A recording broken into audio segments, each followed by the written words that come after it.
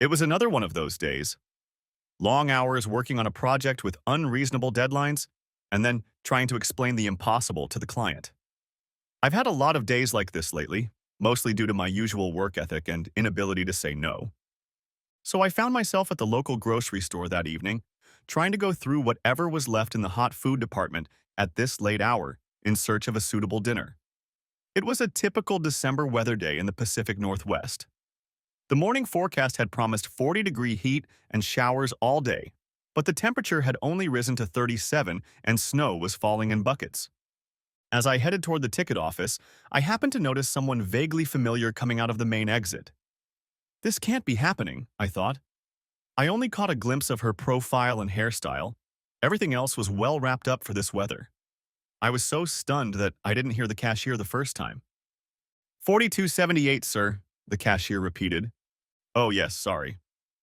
During the short drive home, I was overwhelmed and immersed in reflection. This was where it all started so many years ago. To be honest, I hardly thought about her or those circumstances anymore. I had my own problems to deal with. I had lost my wonderful wife of 23 years just 10 months ago in a car accident. I suppose for every person who has lost a loved one, an accident is not unusual. My wife, Carissa, was coming out of a department store where she had just purchased a Valentine's Day gift and was struck by a drunk driver who drove around everyone in a busy intersection but swerved onto the sidewalk in front of the store, hitting several pedestrians, including Carissa. The pain and anguish I experienced after her death is beyond description. How and when it all happened probably contributed to it. After the funeral, I fell into a deep despair. Our son Brady, and even more so our daughter Claire, helped me out of its grip and talked me into agreeing to grief counseling. To my surprise, I learned a lot about myself. I even learned about unexpressed grief over the loss of my first wife, even though she had not died. I left the therapist not healed, but a more determined person. I then immersed myself in my work and haven't parted with it since. I barely had time to put warm chicken and mashed potatoes on my plate, tweaked enough to be edible, when my cell phone rang. It was my daughter, Claire. Hey girl, how are you doing? I asked cheerfully. After our shared tragedy, I always made a brave face for the kids. Brady was 22 now, and he was interning at a financial corporation in London. Claire was 25 and living just 30 minutes away from home with her husband Richard. They were trying to start a family, which pleased me immensely. Is everything okay, Daddy? She asked, and not in a good way. Of course, honey, I replied. Just a long day at the office.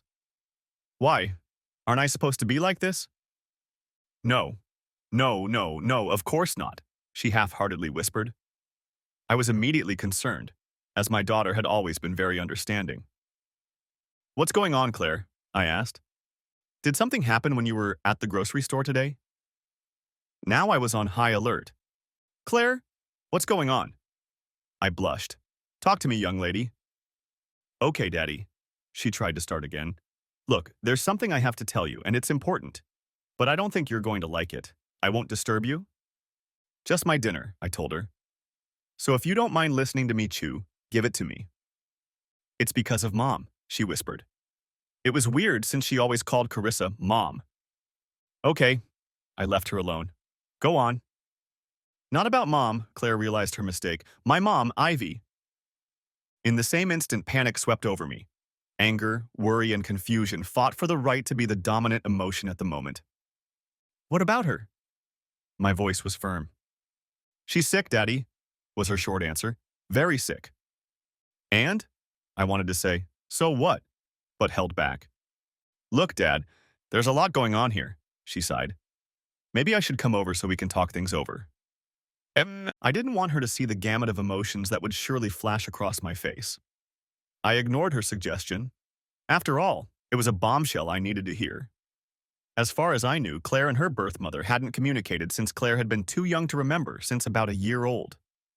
What do you mean, very sick? Daddy, she switched gears. I'm just leaving now. I'll be there in half an hour. Claire passed out before I could say a word.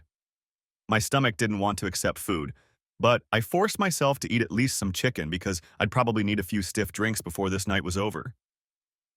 Claire walked in, looking both apologetic and scared at the same time. I offered her a drink and we sat down together at the kitchen table. Okay, Claire, I said preemptively. Let's start from the beginning. My favorite daughter took a deep breath and began. So first of all, she said, I never wanted to keep this from you. I want you to know this. After I'm done, I think you'll understand.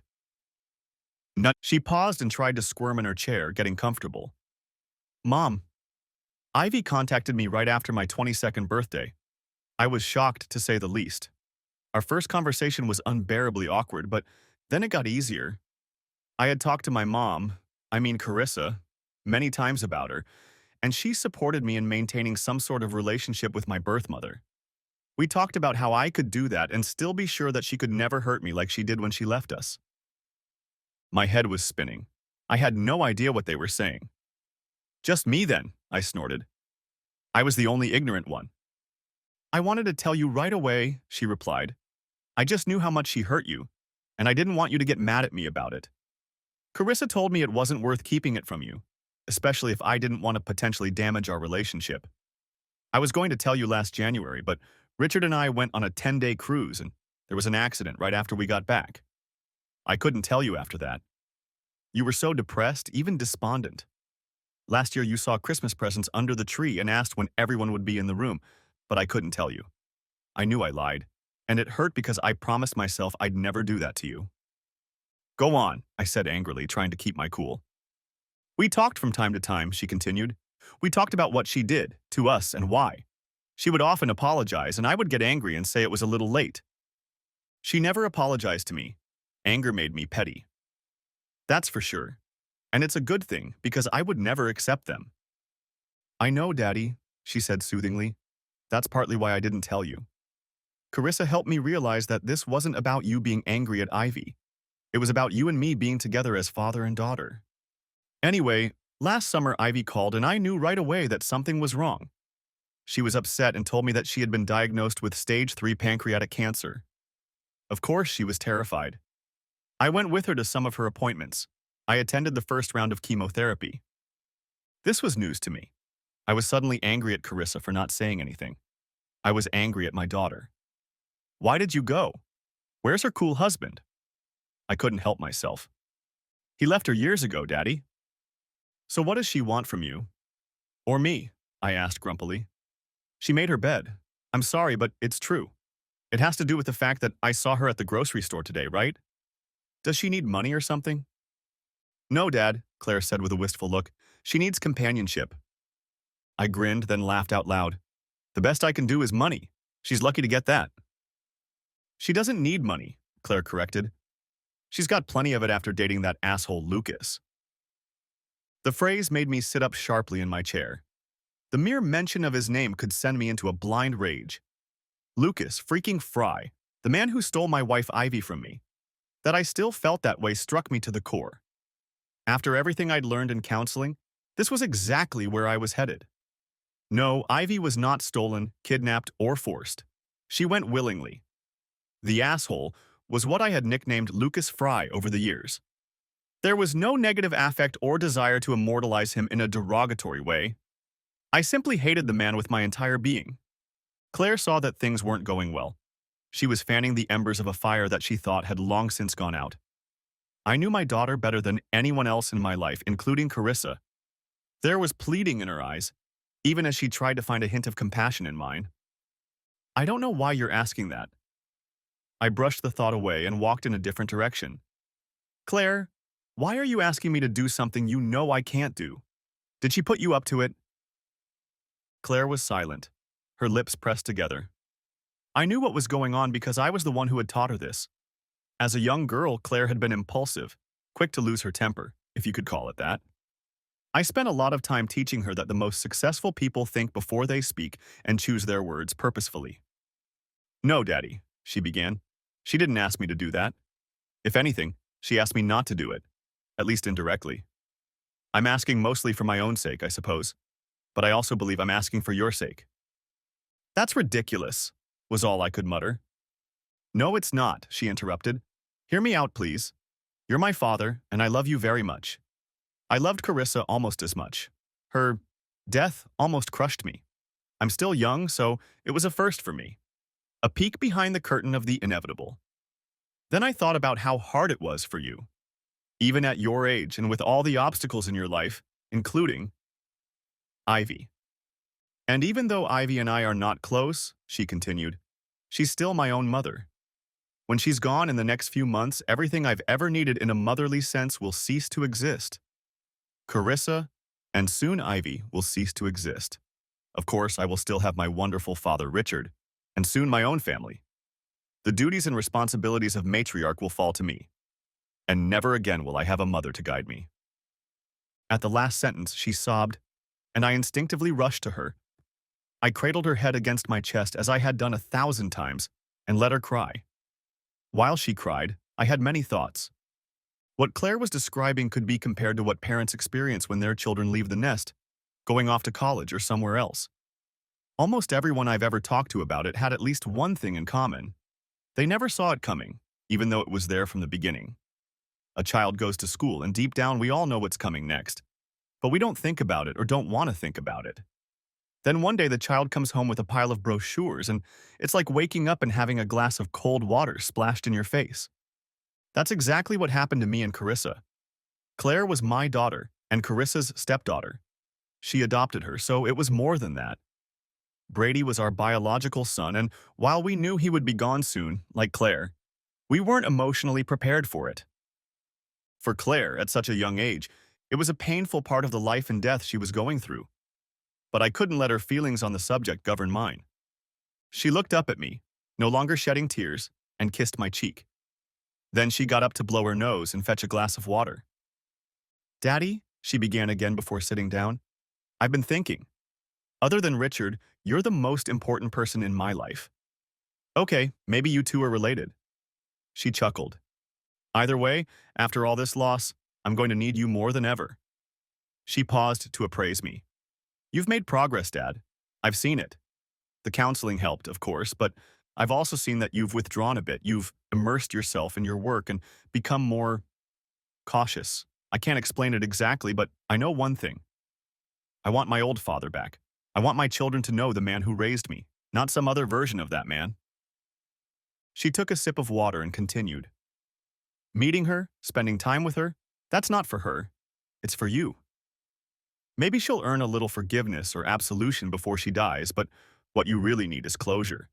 You never got it, not in the sense that she left us, like she left you. I know how much you loved Carissa."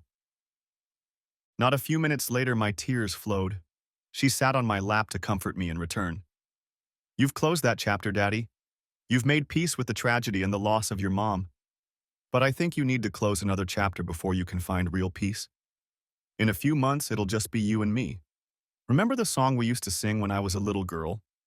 The one we used to sing when we were just hanging out? You and me against the world? It talked about times long past and the future. What's that old phrase you said to me once? It seems to be in Gaelic. Auld Lang Syne. I said more to myself than to her. The literal translation is long ago, and in English it means times long past. The title of the song was exactly that. You and me against the world. Except I replaced Mom with Dad. I can't believe you learned it by heart." She smiled broadly and hugged my cheek affectionately. "I love you, Daddy." It was a big moment for the Sullivans, at least for her and me. Then my thoughts returned to the current issue at hand. "Claire," I said softly, "I don't know about what you're suggesting. I never tried to contact her because I knew I didn't want an explanation. It would only cause more pain. I had to be strong for you. There was no point in going with the flow. It was her fault she'd made this mess. She wanted him. She chose him over me. And you. The end." Claire nodded slightly. "Yeah, I know," she agreed with my temper. "But those times are long gone, Dad. And now we're living in the present. Soon she'll be gone.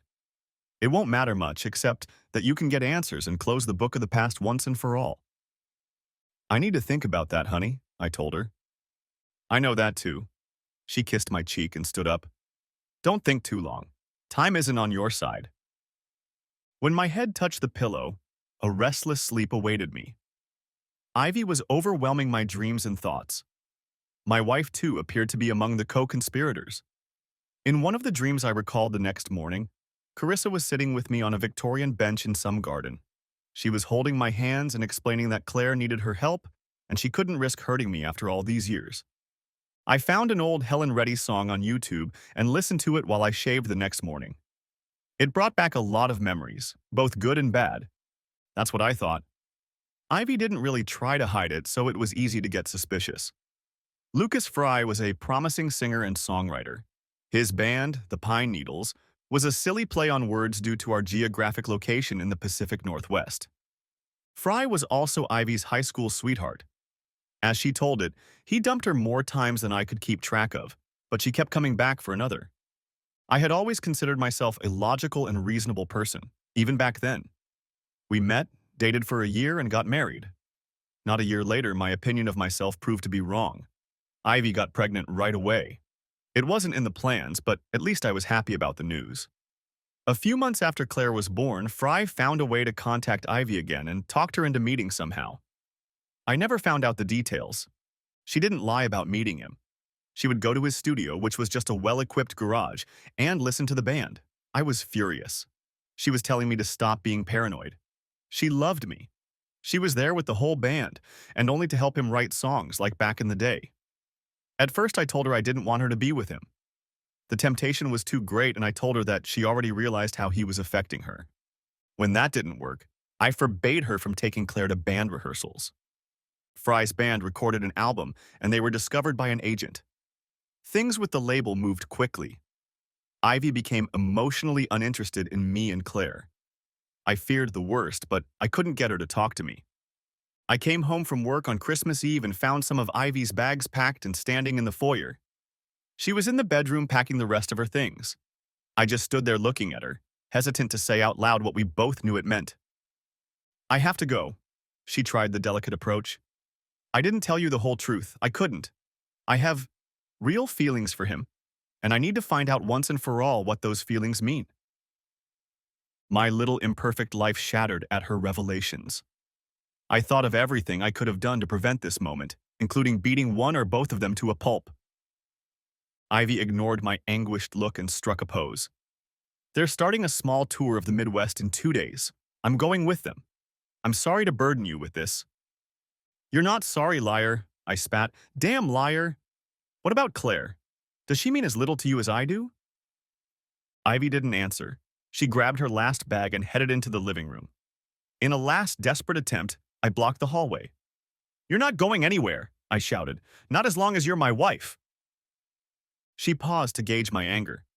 At least it seemed that way to me. After all these years, I couldn't remember all the details. Ivy slowly set the bag on the floor and, looking me straight in the eye, said, "You can't stop me, Mark. I'll just call him or the police." "Of course," I laughed. "Call him right now and tell him to come get you. I'm begging you." Ivy looked at me strangely, like she didn't know me very well. She walked past me, dragging her suitcase behind her. I wasn't going to stop her, and then it hit me. It also hit me that I didn't want to do this anymore. No. She carried the big suitcase out the door and somehow loaded it into the back seat. When she came back for the small one, she stopped and looked at me blankly. "The tour runs through January 14th. I'll be back on the 3rd or 4th. I'm not going on vacation or any kind of adventure. I've got some things to figure out and then I'll be back. We'll talk then." "Mark, look at me," I cut off, overwhelmed with a wide range of emotions, and she noticed it. "There's a detailed list of care for our daughter on the table. I feed her very infrequently now, but there are 4 bottles in the fridge in case she gets cranky in my absence." I was still in mild shock. She walked over to me, said, "Sorry," and tried to kiss me. Something snapped me out of my reverie, and I quickly recoiled, defending myself. For some reason, this elicited a hurt look from Ivy, but she recovered, turned her back on me, and headed for her future. I didn't see her again. The note, I can't call it a letter, came on January 2nd. She knew right away that she and Lucas were meant to be together. She didn't want to take our girl away from her father, and since Fry was suddenly in a win-win situation, she didn't want anything from me, not even our house. In return, she simply asked me to treat Claire like the treasure she was and raise her properly. My parents and sister were shocked and outraged. Mom and Dad found out about her betrayal at Christmas when they called. The year before, they had moved to Southern California to be closer to my little sister. When they moved, I assumed, as I had assumed, that they favored my sister over me. But that turned out not to be the case when, right after Christmas dinner, Mom and Dad went to the Los Angeles airport and flew over to help me with Claire. Looking back over the years, I was sure Claire wouldn't have survived if it hadn't been for Mom. Even with the notes left for me by that slut, I had no idea how to care for Claire. Mom had told me many times that I didn't value myself enough and that people, moms and dads, had had to tough it out for thousands of years. Dad gave me moral support, and we spent more than one late night consoling over Ivy's act. He took care of me, and Mom took care of Claire. The day after receiving Ivy's note, Dad told me to take it to an attorney and start the process of getting legal custody of my daughter and laying the groundwork for declaring her abandoned and neglected. Strangely, I didn't hear a word from Ivy's parents. They never seemed too interested in me, though outwardly it didn't show in any way. I could feel it rather than see or hear it. Perhaps they thought Ivy had changed her residence. A year and a month later, I met Carissa at a specialized daycare center for single parents with children under 3. She had a double degree in child psychology and child nutrition. We hit it off right away, but I was still a very damaged soul. I didn't trust people, and my faith in humanity was severely shaken. I constantly wondered why a woman like Carissa would fall in love with someone like me. What did she want? It was a question I inevitably asked myself. My future wife guessed my dilemma but did not challenge it. She kept it to herself and handled my heart and mind with patience and care until I finally came out of my condition and fell head over heels in love. My love for her and her untimely death weighed heavily on me that day as I thought about her and Claire acting behind my back with Ivy. I felt like a traitor. I wondered how many other things my loving wife was hiding from me. But strangely enough, by the evening, my feelings for Ivy had softened. Completely? No. In a way, the discovery of the wound renewed my irritation, but come to think of it, much of what I'd experienced 20 years ago seemed far less important in the grand scheme of life. Besides, she was dying. In a way, I was ashamed of myself for not being sad about it. The truth was that she could no longer hurt Claire or me. It wasn't until a day and a half later that I called Claire and told her I wasn't committing to anything, but was willing to meet Ivy at a neutral place and at least talk. I decided to do it for my daughter's sake as she seemed to need it. When Claire approached the table at Outback Steakhouse followed by her mother, I immediately felt conflicted. I chose that place because no one we knew went there. Ivy stepped forward, and I barely forced myself to smile. She had an unhealthy skin color and was very weak. I hadn't been there for my mother when she got cancer, just like she hadn't been there for me my whole life. I felt guilty that I couldn't do that. Ivy was the first person I had ever studied closely who was so sick. I was often distracted during meals. Claire and Ivy felt it too. We sat there, tangled in our thoughts, and the conversation dragged on. For almost the entire meal, Ivy made small talk with Claire. No talk of the past, and to my dismay, no apologies. The longer we played getting to know each other, the more tense the atmosphere became. Ivy was on a special diet, but for dessert, she ordered a flourless cake. That's when I couldn't take it. "So, Ivy," I said, clearing my throat, "what exactly do you want from me?" Ivy's smile disappeared, and she shifted her gaze from me to Claire. "Daddy!" Claire shouted a few decibels louder. Ivy looked sad, but not angry. She gently touched Claire's hand and said softly, "Claire, it's okay. I told you that things might not go the way you think. It's okay." That made me angry. She was taking some kind of moral responsibility, perhaps trying to turn Claire against me. "No, Ivy," I hissed, trying to speak more softly. "This isn't all right. I'm here, against my better judgment, asking a legitimate question. Let's be honest, sick or not, I don't trust you at all. And yet here I am. So let's stop talking platitudes and get to the point." Ivy looked even sadder. Claire looked so shocked she was ready to faint. In her entire life, she'd never seen her father act like this, not even with the punk kid in high school who tried to hit on her at the homecoming dance. My ex-wife, however, was no spring chicken. She quickly came to her senses and looked me straight in the eye. "Okay, Mark," she said in a measured voice. "A simple answer to a simple question. I need a companion for a few weeks. I have things I want to do before I die, and I'm afraid to do or try to do almost all of them alone. I'm too sick to do some of them, and I don't want to die trying to complete my to-do list." She paused to let her words soak in. At the same time, Claire's father is lonely and still struggling with a terrible loss. In between doing my to-do list, I need to let go of my biggest sins. And since you're the person I've committed most of them against, you need to hear what I have to say too. This is exactly what I talked to our daughter about. I'm also sure your wife knew about it and would approve. How dare that evil bitch mention Carissa's name? My blood pressure skyrocketed. Don't you dare claim you know anything about Carissa, I hissed. Don't you dare mention her name in front of me. Claire reached across the table and took my hand, her eyes pleading with me to calm down. While all this was going on, Ivy looked over my shoulder and indicated for the server to bring the check. It's okay, Claire, she reassured me. I gave your father quite a bit of trouble today and peeled a few scabs off old wounds. His reaction is perfectly normal. Ivy looked at me, looking right through me. Mark, she said, I'm just asking you to think about it. Yes, I suppose you would eventually do something good for the man who so callously ripped your heart out. I can't imagine making amends or making amends. It won't happen even if I live to be 100 years old. But I've never had the courage to tell you why, and that's something I can live with. Besides, I pay for everything, so listening to a dying wicked witch won't cost you a dime. It's the truth, and if you can't bring yourself to believe it, then just call me and say no. All evening at home, I was frantic. Claire didn't say 2 words to me after Ivy paid the check and we all left. How dare that damn whore meddle in our family, cause problems just because she was going to check out? She was as selfish as ever. Well, I wasn't going to play her game. Soon she would be gone, and I could get rid of her once and for all. The next morning was no better. I tried to call Claire twice, but she left a message on her voicemail, which she rarely did. Just before noon, I got a call from an unfamiliar number, but I knew who it was.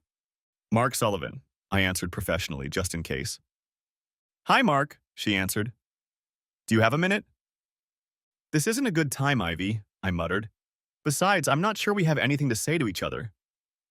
Nonsense, she exclaimed. I'm sorry about last night. Having Claire around had the opposite effect on both of us. I should have known better. What I ask has always been about us, and only us. I'm sure all your thoughts of honoring my request are gone now. This is my last attempt to change your mind. I was really working on another deadline, so I didn't have time for her excuses. I can't, I told her. At least not right now. You have my cell number, so if you want to talk to me, call me tonight at 7. I'll be ready to talk then. The night before, I discussed a few compromise options. Perhaps she would agree to one of them. She called exactly at the appointed time. We exchanged pleasantries, and then she cut to the chase. Again, I'm sorry about last night. Obviously, I evoked the worst feelings in you, and quite deservedly so. Claire looked like she didn't know you. That's my fault, too. Ivy, I intervened, just stop. I know what you're doing. It's pretty damn obvious. It's been 20-odd years. You made your bed. I was forced to come back, and I did. I had the best life imaginable until some drunken bastard took it all away from me. So what can you do for me? What can cleanse your soul? There was an eerie silence. I almost wondered if she was still here. I'll answer in order, if you don't mind, she replied in a thin voice. First, there's nothing I can do if you don't accept my apologies, or if you're uncomfortable with me making them. You've earned them, and repeatedly. I won't stop offering them. Second, she paused briefly, the man who loved you the most. She told Claire that her father had overcome every obstacle in his life and that she was very proud of him. If there's anything left unresolved, it's what happened between you and me. I have no idea what exactly it is, but I have a good idea. And if I can help make you whole, it will be the least I can do before I die. I said nothing, and she finished. And finally, I doubt anything can cleanse my soul.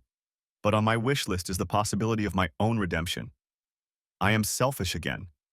At least to explain myself to the person I hurt the most, and maybe give them something they need to complete. I pondered her words.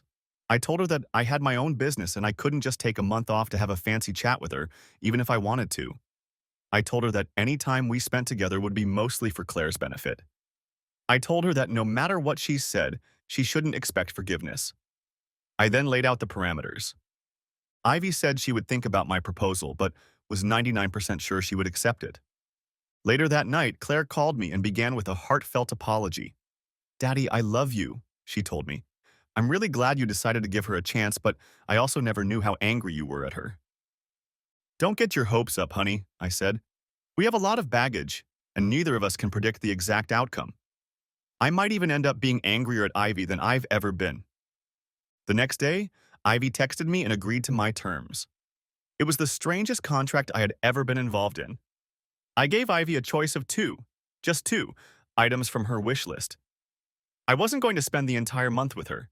She asked for one more. Said that, will you let me spend at least part of Christmas with you and Claire? That was it. I either lost my mind or was unexpectedly generous and said she could. She chose one simple request. I was to accompany her at sunset to the top of the Space Needle. This request seemed suspicious to me. She could have easily taken a plane to Seattle. We lived only 3 hours away by car. Ivy could have taken a cab or Uber to the park and taken the elevator down. The Tuesday before Christmas, Ivy and I drove to the airport and boarded the plane. The ride was terribly awkward. I decided that Ivy must have changed her mind about her plan. She was a little chipper than she had been that night at the restaurant, but her skin color was awful. I couldn't help but sympathize with her. As we waited to board the plane, Ivy broached the subject of Claire's childhood. Was she a happy child? She asked cautiously. Did she need any special counseling? No, I answered evenly. She was only 2 years old when Carissa came into our lives. She was too young to remember or understand. I was different. I had no idea why I said that. I promised myself over and over again that I would talk about my feelings as little as possible during those dark days. She left the phrase and seemed to reflect.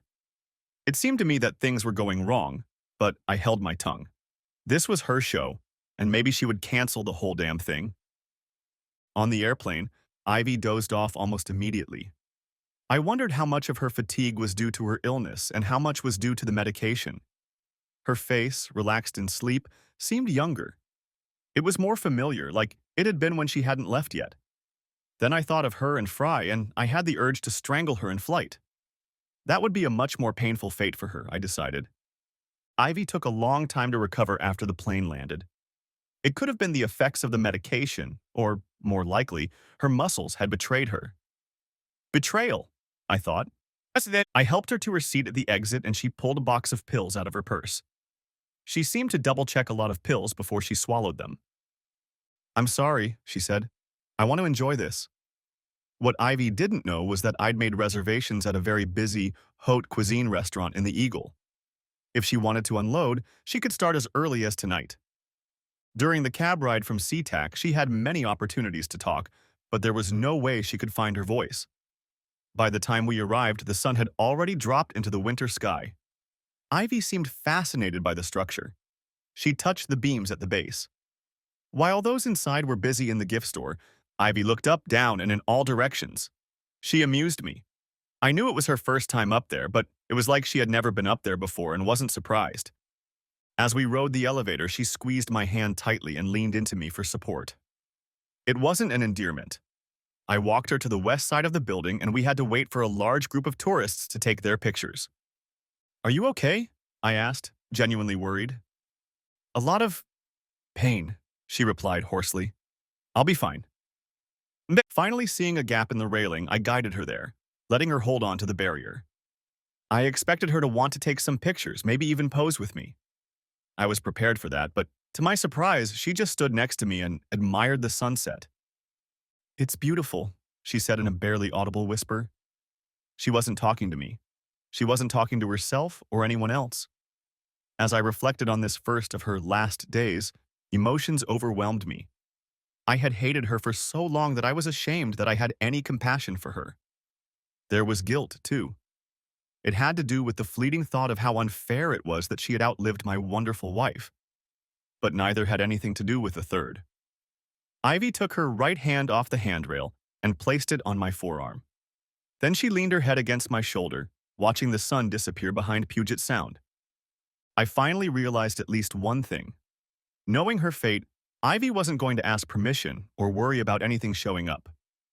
She waited another good 5 minutes, taking in the colors and the impending darkness of the December twilight. Ivy turned slightly toward me and kissed the very shoulder she'd been leaning on. Thank you for this, she said to me.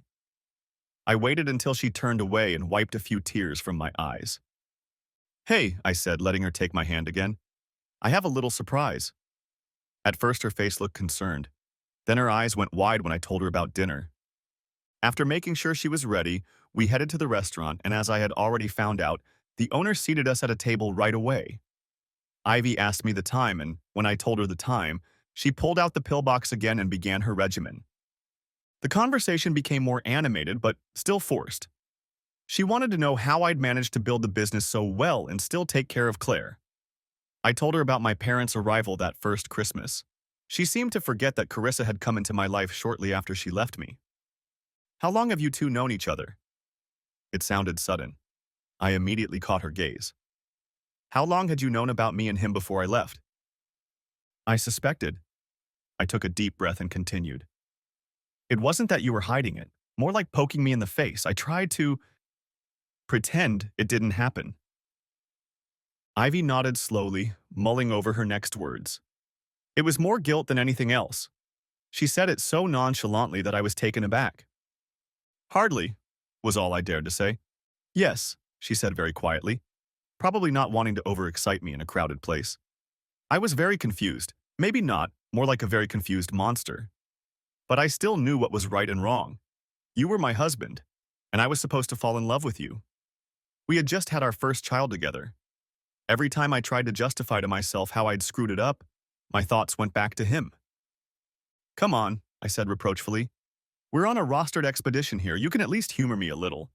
In fact, I can't think of a single reason why you would lie, cheat, or mislead me or yourself anymore. It doesn't make any sense. She realized I was talking about her imminent demise. Her attentive face suddenly contorted as if she had been inoculated with a cucumber. After a moment, she surprised me. Yes, she said. You're right. Some habits are hard to give up, especially if you lie to yourself all the time. She must have noticed the change in my gaze.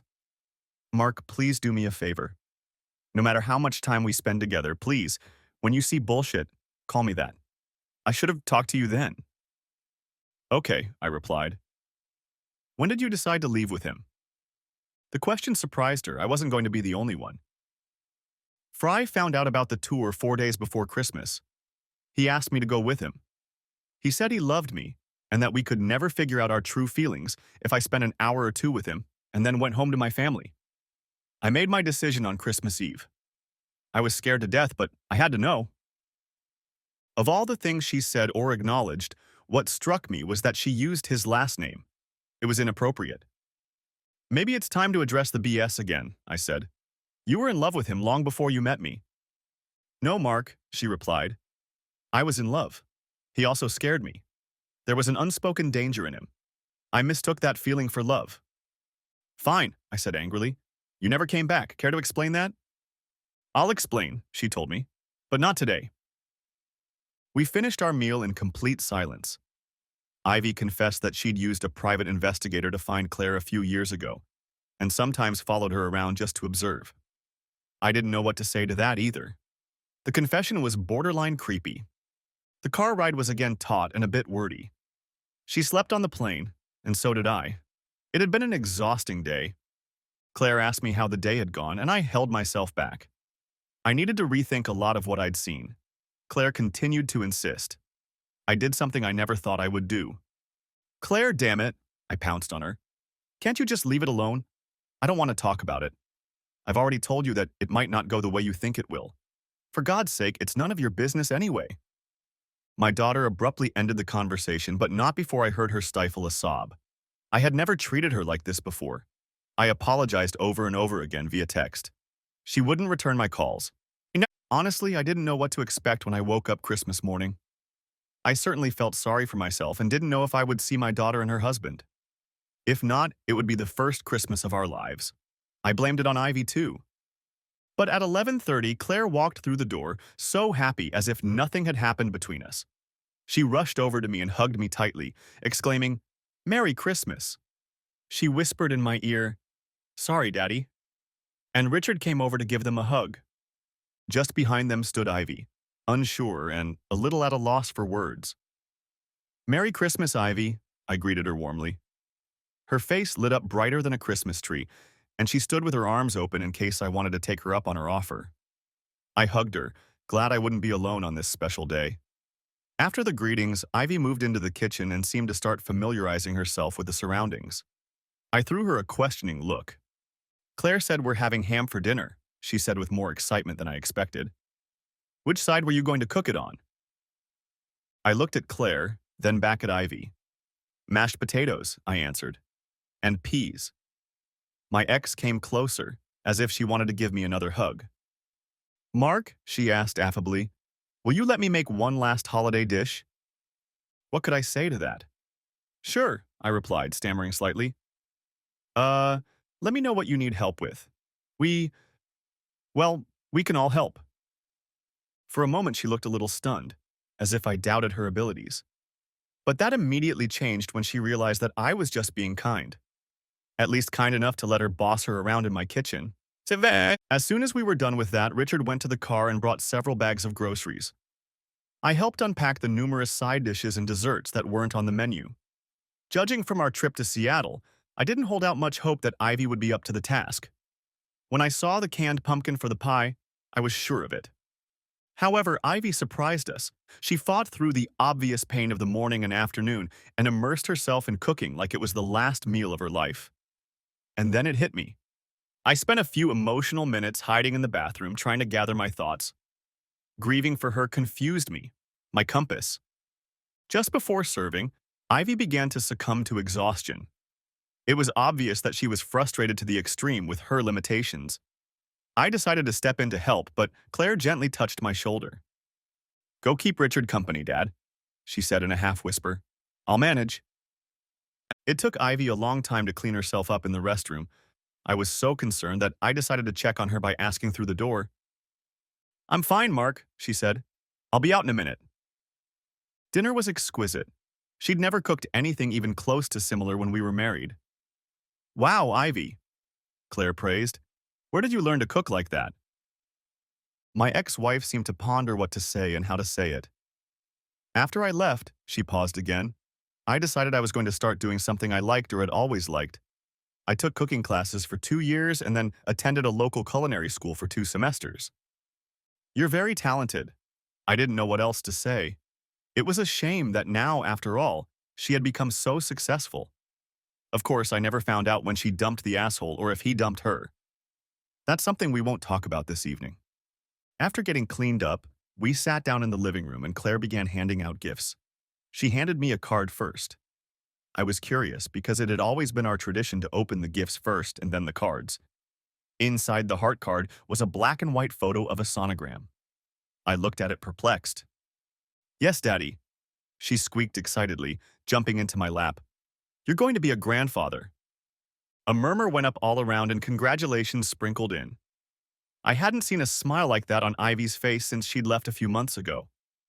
When Claire started handing out gifts to Ivy, I felt a little awkward. Richard, being a handy guy and a newly minted father, opened a $2,500 Home Depot gift card.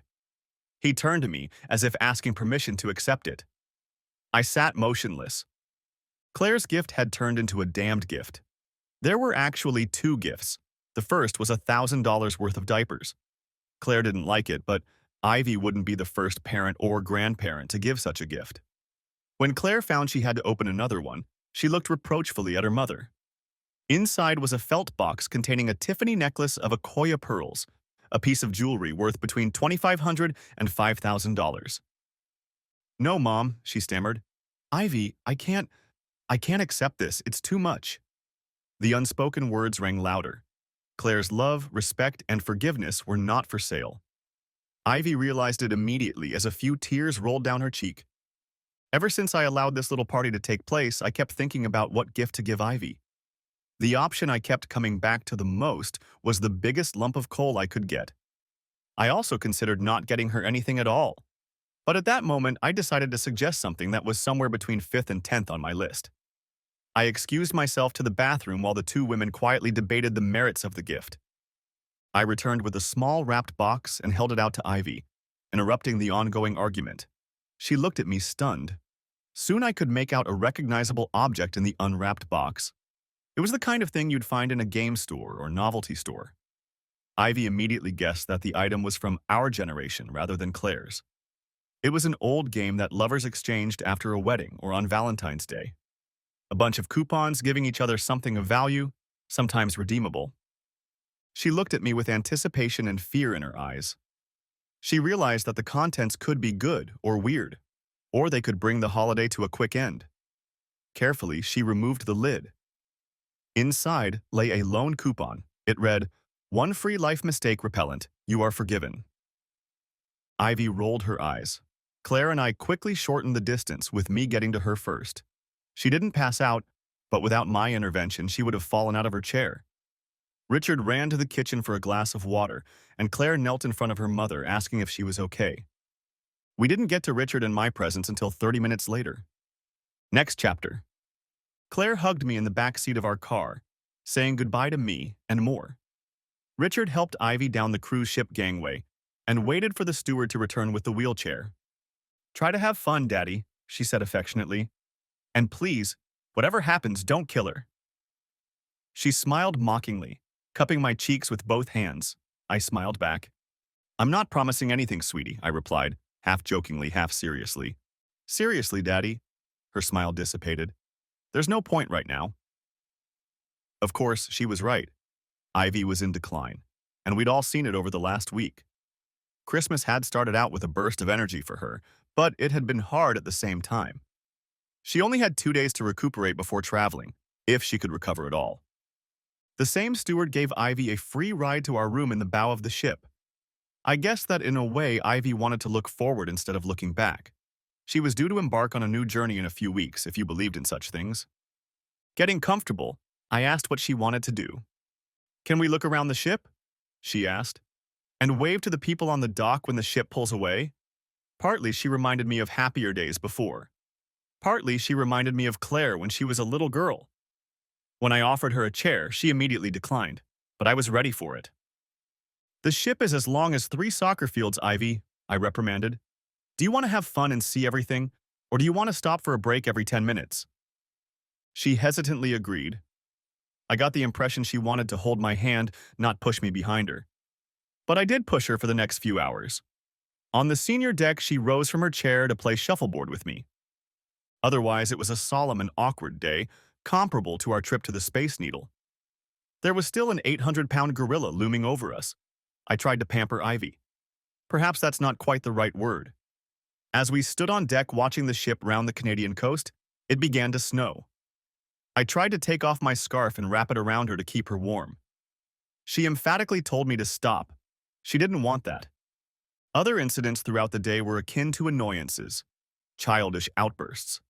I was beginning to curse myself for agreeing to accompany her. For dinner, we ended up at the first mate's table. Even the money Ivy had swiped from the asshole on the way out didn't help us get a seat next to the captain. When Ivy ordered an after-dinner cocktail in addition to the wine we'd already had, I wondered if that was a good idea. The look I got along with the bloodshot eye roll told me I'd overdone it and embarrassed her. She continued her conversation with the couple to her right, ignoring me for the rest of the meal. When people started to leave the table to dance or look around, I asked, "Are we ready to go, Ivy?" She looked at me like I had 2 heads. "What?" she asked quietly. "No, the evening is just getting started and I'm having fun." That look and the sarcastic answer were almost forgotten memories from our past. They came back with renewed vigor, and anger swept over me. "So you don't need medication or anything?" I growled. "Or anything else?" She always argued, answering a question with a question. "If you want to be somewhere else or you're not comfortable here with me, you can leave." This was a new side of Ivy. I was stunned, and she picked up on that. "Mark," she said more calmly, "you can stay or not. I'm having fun. And I thought you were too. You've been acting like a parent all day. A little drink after dinner won't hurt me, considering what I have going on right now. Just relax." I was angry enough to lash out at him, but I didn't want to make a scene. I frowned, stood up, and walked out from behind the desk. Our cabin had 2 double beds. I got ready, but it was only 10 o'clock, and I lay there thinking about how I was going to get through the next 4 days. The ship wasn't due back in port until late afternoon on New Year's Eve. Ivy was dying. And nothing could change that. I talked myself into believing she needed my company so she could talk about her transgressions. To confess her sins. Now I saw that she was still the same selfish Ivy, partying with strangers instead of doing important things. And not so long ago, she'd brushed me off because I'd tried to look out for her. Screw it, I thought. I can use the size of the ship to my advantage for the next few days, and she'll find someone else to wiggle her weak ass. Somehow I managed to fall asleep. I didn't know how Ivy got back to our room, but when I woke up, she was already asleep on the bed next to mine. By the time I made my 3 S's, she was already up and sipping coffee in the living room.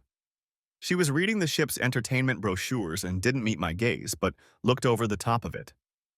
"Good morning," she said stoically when I didn't greet her first. "Are you still not in the mood after yesterday?"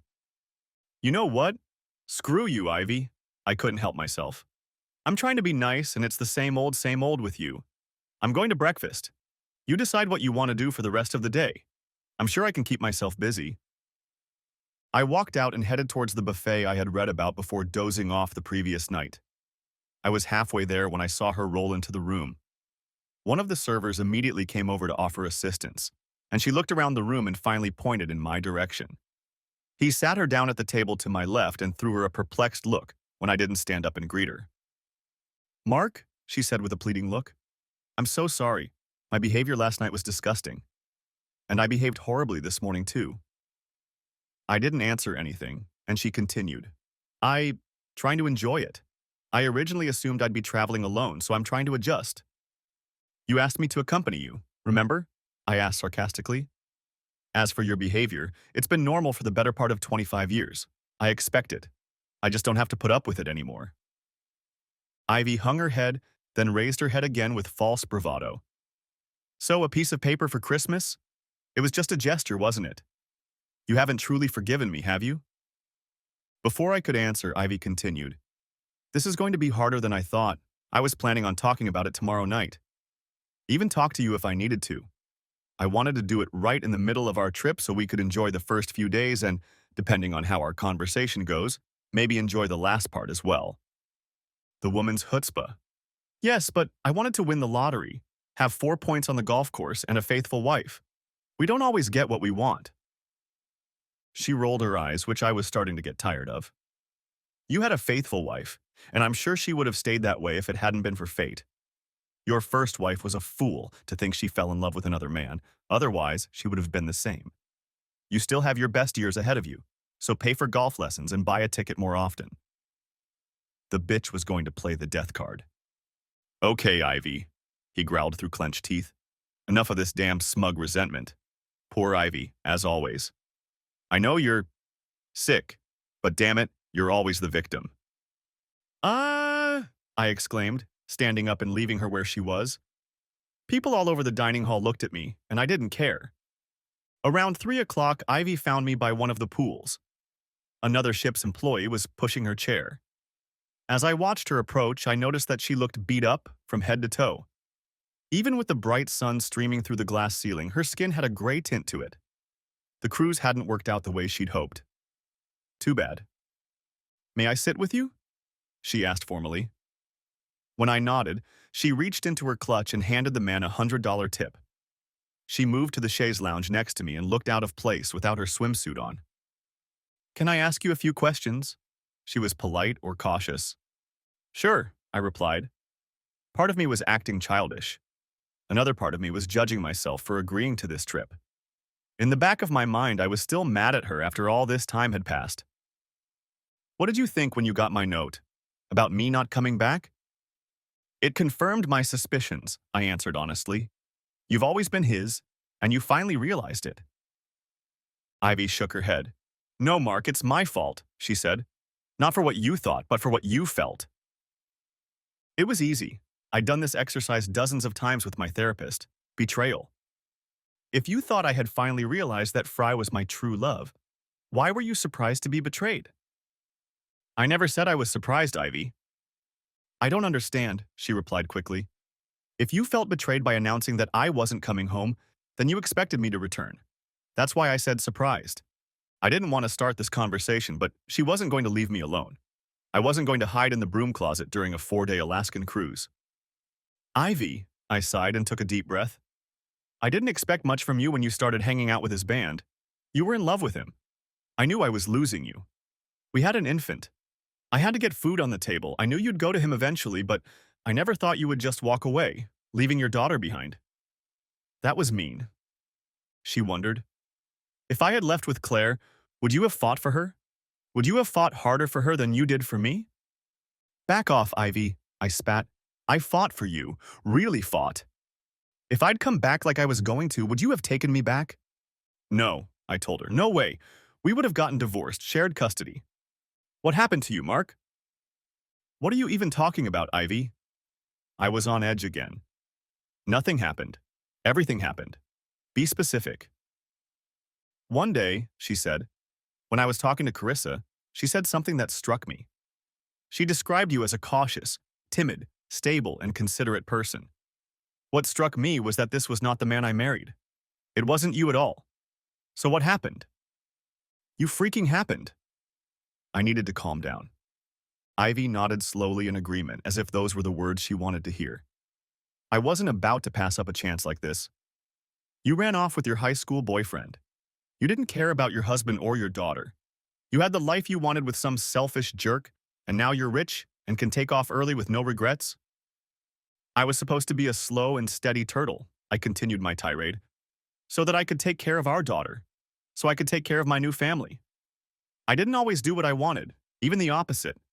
Yes, sometimes I hated you and envied you at the same time, but I will remain a slow and steady turtle long after you're gone, so wipe that smug expression off your face, dear. With that last comment, the expression did indeed disappear. Good. It certainly didn't dissuade her. That's what I thought, she said.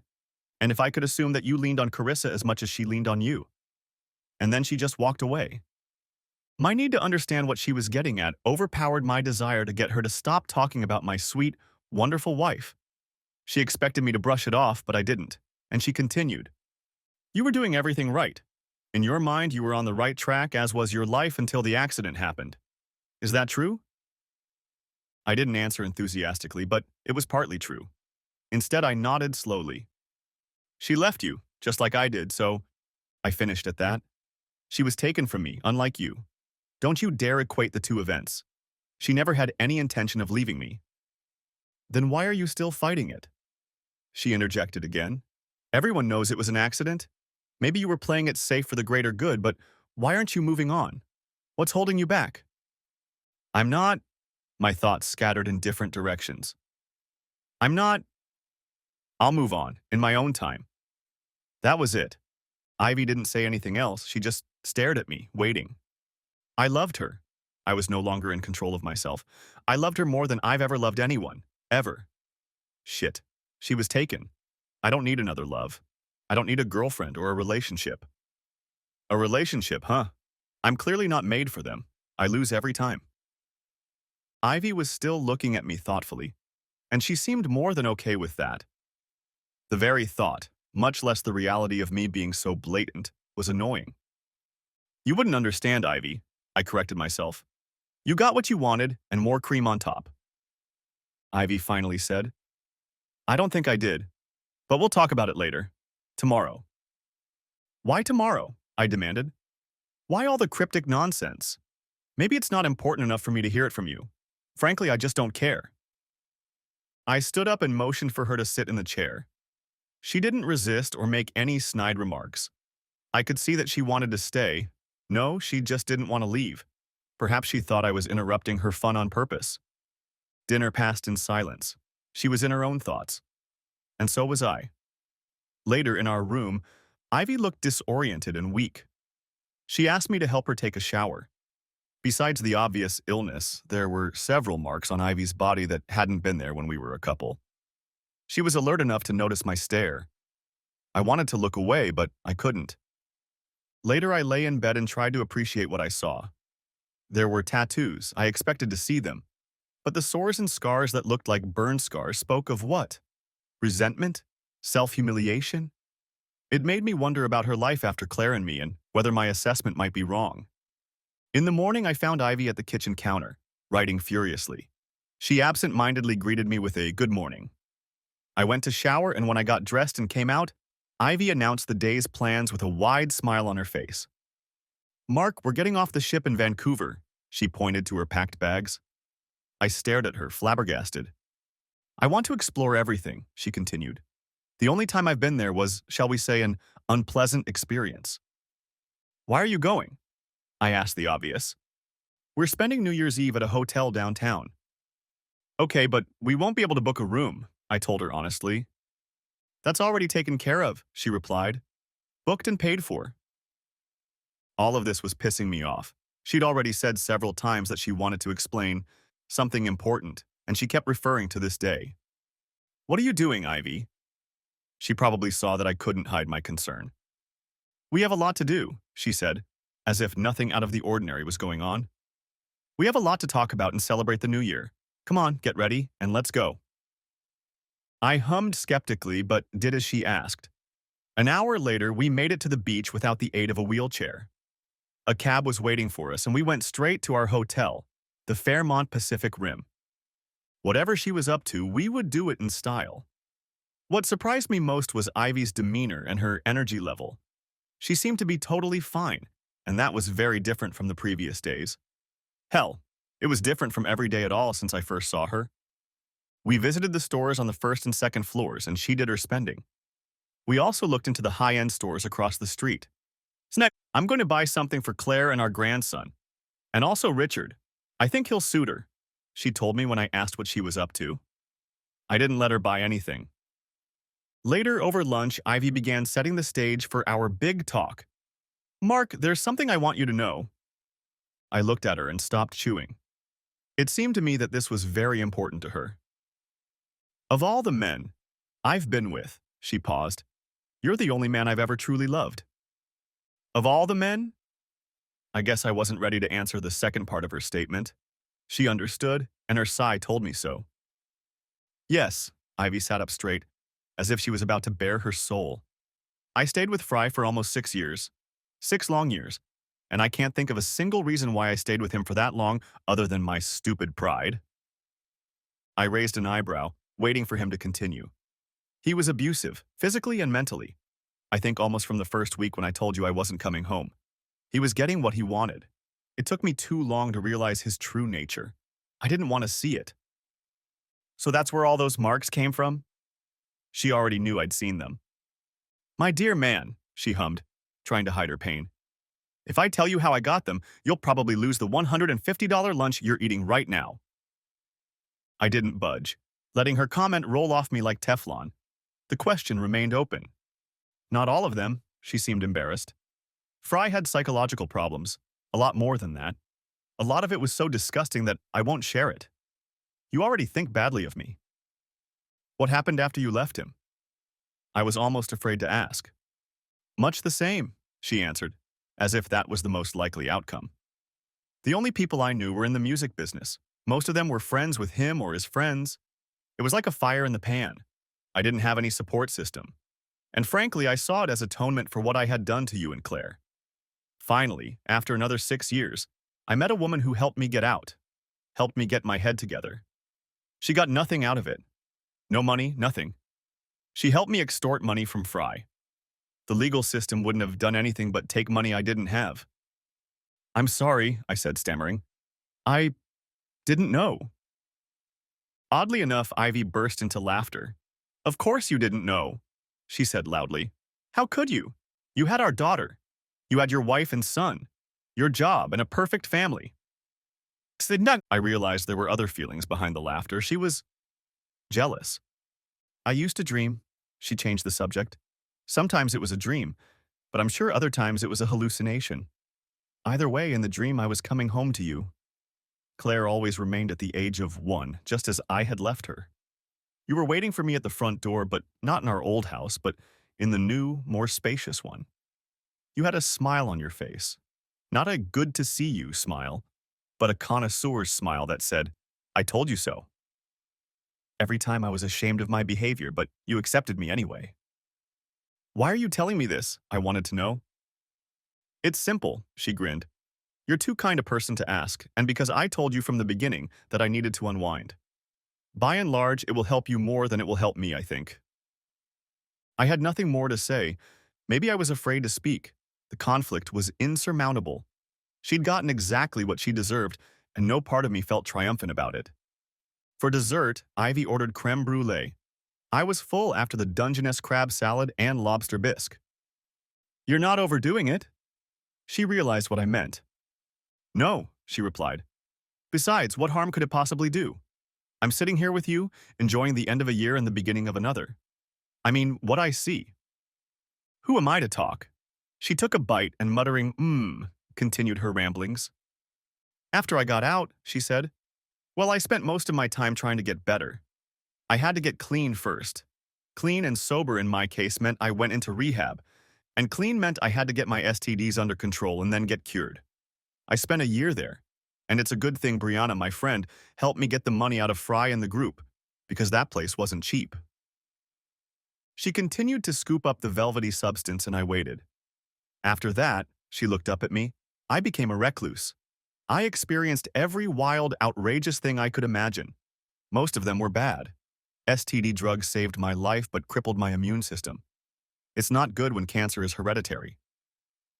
She picked up the last of the leftovers with her fork and savored them. That's my story, and I'm sticking to it. Ivy gave me a few more details I asked her for. We sat in the restaurant long after we finished. I expected her to take a nap to welcome the new year. Once again, her stamina surprised me. Ivy wanted to go to the casino, saying she had never been to one. This struck me as no less odd than all the other revelations of the day. When we got there, Ivy handed me $300 in cash and told me that we had to be conservative so we wouldn't go broke. I told her I thought she was rich. She laughed. Not rich, Mark. Just well endowed. We played the machines for 2 hours. She won $300 and I had to laugh at the irony. I don't like to dwell on the details of that night. We ate and danced and welcomed the new year. We drank to innocence, and we drank to now. At midnight, we sang Auld Lang Syne to the best of our lungs. Those in attendance were excluded. It was a wonderful distraction from what my life had become. I expected to have to carry Ivy back to our room, but she made it on her own. I wondered if it was muscle memory, left over from her wild days. We settled into bed and I lay there, reflecting on the past day as she climbed into bed with me. Defensively, I pulled away, casting a questioning look at her. Please, Mark, she said softly but insistently. I want nothing more than a hug. This is our last night, and I want to fall asleep next to you, at least one more time. I gave up. Why? I'll never know. I had 100 good reasons not to, and I was ready to lay it all out for her. But I didn't.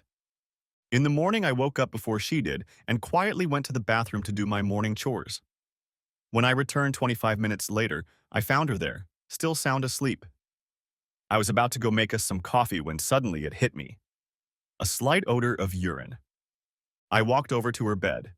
The sheets and comforter were up to her neck. I carefully pushed them aside. As gray as her skin had been over the past month, the color I saw scared me enough that my heart skipped a few beats. Her face was cold to the touch. I put my ear to her nose, even though I already knew what I wouldn't find. My fingers found no pulse. The next few hours passed in turmoil. Police, paramedics, medical examiner. I was questioned, or rather harassed, until one of the officers found the information Ivy had written down in her purse. She told me about her illness, gave me doctor's contact information, and explained that we had one last holiday left to celebrate her life. It was over the top, but she made it clear that she knew she could pass away during our time together and that it wasn't my fault in any way. After reading what she wrote, the minister actually dressed Ivy, which amazed me. I didn't think this could happen in the US, even with a note. After Ivy was wheeled away on a gurney and the others left, I sat on the couch depressed and cried. Damn, Ivy, what a selfish bitch she had been all the way. Nothing like leaving with a bang. But then I wondered, really wondered, why was I here? What was the point of this? Then I cried even harder. Then I realized that I had been sitting here for a long time. The clock read 4 o'clock in the afternoon. I had to call Claire. That conversation lasted another hour. The front desk didn't even bother me to check out. Why would they? I rummaged through Ivy's purse. Since I'd already decided she'd punched her own ticket, there was nothing in it. But in her suitcase, I found a letter addressed to me. Mark, if you're reading this, I owe you another apology. This seems to be the story of my life. I'm so sorry. I regret every little thing. You are the best person I've ever known, and unfortunately, I've known too many. Because of that, and because of everything I did to ruin your life, I had to take the risk. Something good had to come out of all the heartache I caused, and this story had to have some kind of happy ending. That's why I invited you along. You deserve a happy life. Despite what happened with Carissa and all the other shit that's been dumped on you, that's why I took the risk. I did it for our daughter, too. Mark, Claire needs a father. You're all she has left besides a great husband. Our grandchildren will need you, too. Not half of you, more like all of you. They'll need what Claire needs. The best man in the world. You may not think you are, but Claire and I do. No, she had no idea I had ulterior motives, so don't blame her. If I could take it all back and start over, I would. I've made so many terrible decisions, and I've had to pay for them. You have the rest of your life to live. Please don't dwell on what I did. You lost your wife, but you also lost a partner and confidant. You had a pillar, but it's been taken away. Please find another support. Don't get bogged down in the work you do mostly alone. Please don't be alone.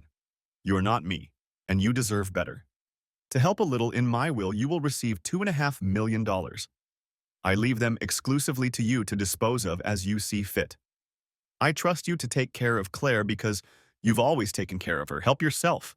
Find something you're passionate about and pursue it. My undying love, Ivy. On the morning of Ivy's funeral, it was snowing heavily, and the dampness made our mood even worse. I hugged Claire tightly while the Reverend read the passages. Afterward, Claire said a few kind words. We were the only ones present, and as we turned to go home, the snow turned to rain. Ivy had successfully accomplished her mission. Claire and Richard had a beautiful son, Mark II, very much like Claire's mother. I took most of the money, and with Claire's blessing, we started 2 foundations, one for battered women and one for legal and financial assistance for uninsured victims of automobile accidents, which we named the Carissa Sullivan Foundation. Brady moved back to the States and became the director of both foundations. Even though we had additional jobs, we strived to spend more time together as a family. By the time I turned 65, both of my children were married, and I had 4 little grandchildren to dream about. In her final days and hours, Ivy embodied the concept of selfless caring for others. In my eyes, and in Claire's eyes, she deserved at least some redemption. I'll never be entirely sure if this was her plan, or if her true intention was to make amends by helping me through Carissa's death. Either way, it worked. The end. Thanks for watching. I hope you enjoyed it. Subscribe to my channel and watch for the next video.